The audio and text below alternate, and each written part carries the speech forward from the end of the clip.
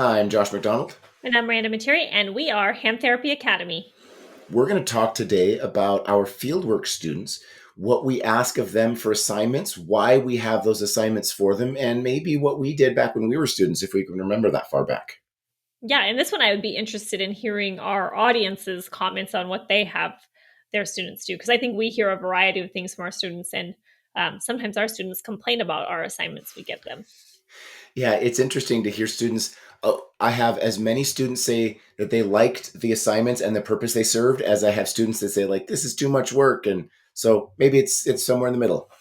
Yeah, I agree. I think it probably is somewhere in the middle, and I think it just depends on the student too, right? Yeah, yeah, for sure. So we have our students do a total of three different things. They need to work on writing, because they're here with us for 12 weeks, they have to write three different blog posts. And the blog posts are what you guys see. Sometimes Miranda writes them, every once in a while I write them, but sometimes students provide them. And so they write blog posts. That's so that they can get comfortable explaining the concepts of what we do in an easy format. So much of what they come out of school with is hyperverbal and it's all this deep explanation. I'm like, I want you to know the stuff, but I want you to explain it to a coworker, a patient, a caregiver on a much easier, more conversational way. So find something that's interesting to you and write a blog post about it, three of them, one for each month they're with us, that explains some concept in a very attainable, approachable way. So it's not something that's this deep, heavy. Not everything has to be a 15-page paper. Yeah. And for that one, I tell students to pick something too that you want to learn more about. Like, oh, you have a patient that came in with, thoracic outlet. Well, maybe you could explore special tests and write a blog post about what those special tests are. So I think anything that they're kind of interested in that can help guide some of their treatments too, and guide their patient care experience or the care experience for the patient that they're seeing. And encouraging them to be that deeper learner.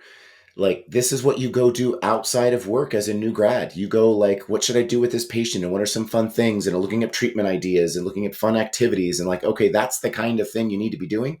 Do that as a student. Just spend 30-40 minutes writing a blog post about it. Yeah, that's definitely true. And I think we all have like where the student schedule's not completely full or there's cancellations or, there's lots of times like, oh, you don't have anybody for this half day. Why don't you take this time and work on that blog post that you need to write? Yeah, yeah. We then ask them to do journal article reviews, our rapid reviews. So again, sometimes it's Miranda or I writing those that you see. Sometimes it's a student that's written one of those that we then edit and publish. But those are taking a relevant article that's going to have a direct impact on plan of care and writing an article review that is not the kind of thing that they wrote for school, because no one wants to read those. We want something, that's why we call it the rapid review, that they can easily digest and convey this to someone else to say, like, hey, this is valuable for my patient care.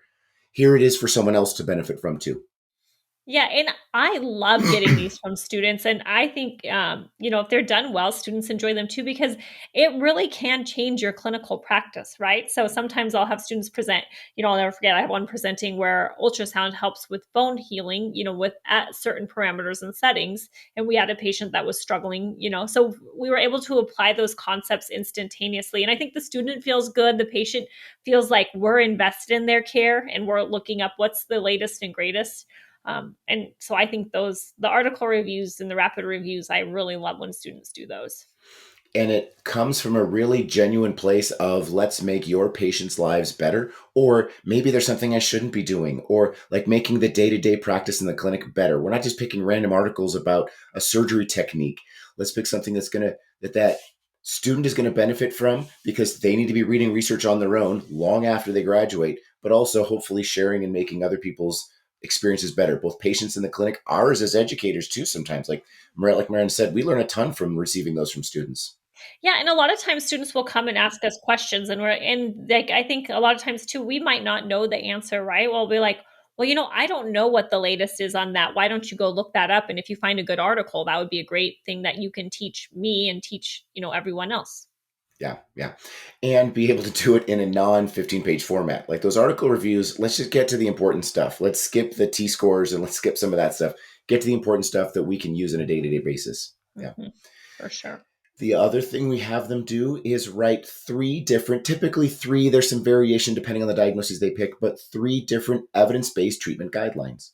We want them to go find research, original sources, not spitting out what someone else's treatment guideline said, but find a journal article that says this was an evidence based successful treatment guideline for a given diagnosis. And we have them do that so they can learn, hey, if I have a patient who walks in with a diagnosis I've never seen before, and they're sitting there waiting for me to do the eval, I need to go find some stuff real quick. Maybe I need to look up the night before. How are you going to do that? Here's an efficient way to make that happen. Yeah, I like those too. I think those really help students a lot. And then it also encourages them so when they are out on their own, they're going to be able to find some resources for themselves. Yeah.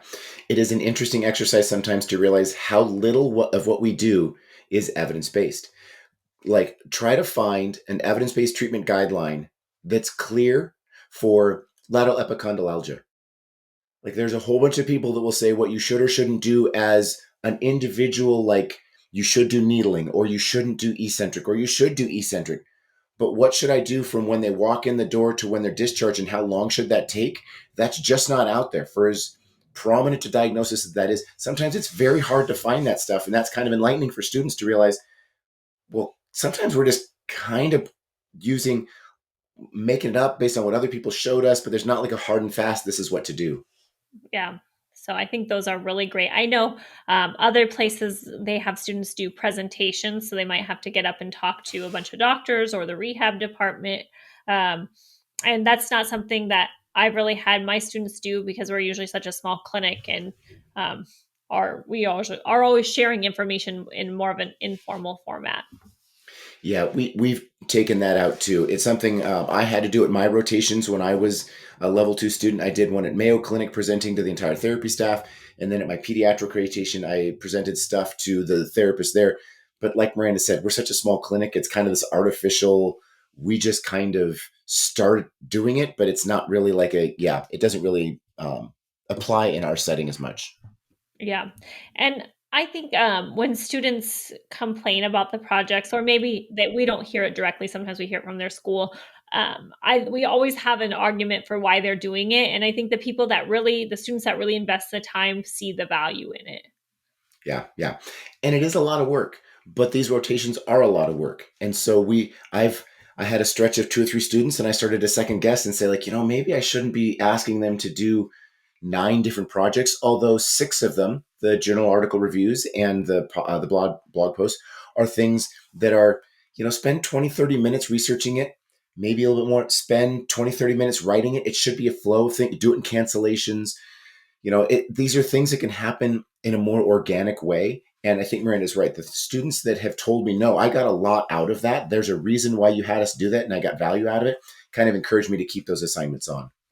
Yeah. And what do you say? Because I think there's a big push now, and has been for probably the last 5 years, is that work-life balance, right? I think you and I come from probably different generations, but we're teaching the younger generation, and they all have I would say like healthy boundaries of work-life balance, right? Where you and I aren't afraid to go home and knock out a couple hours of work, where I think even our employees now and our students are like, no, I'm not doing that until I get back on the clock. Yeah, And yeah. how do you respond to that, and how are you kind of like adjusting to those, I guess, the changing times? Yeah, yeah.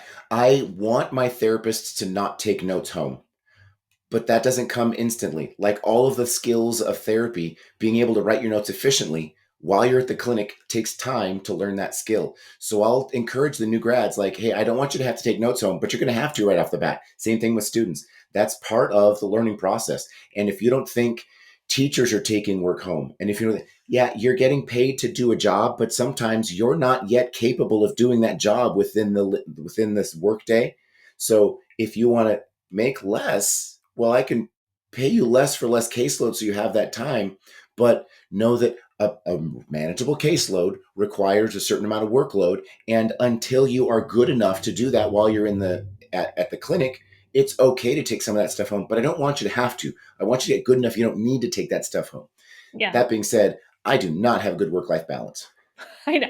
Well, and I think like what you said, being efficient with your time, right? I think so many people struggle with being efficient when they're in the clinic, right? Yeah. They chat, maybe chat, and that's healthy too. But I mean, really getting your notes done while you're working with the patient, and I think you're more teaching them self discipline than um, anything else, which I think is a skill that is needs to be worked on Yeah. or developed.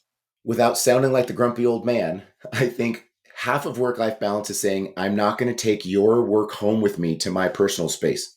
That's totally fine. I understand that. But at the same point, be efficient while you're doing stuff here.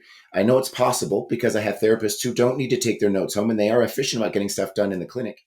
So be focused while you're here so you don't have to take it home with you. Yep.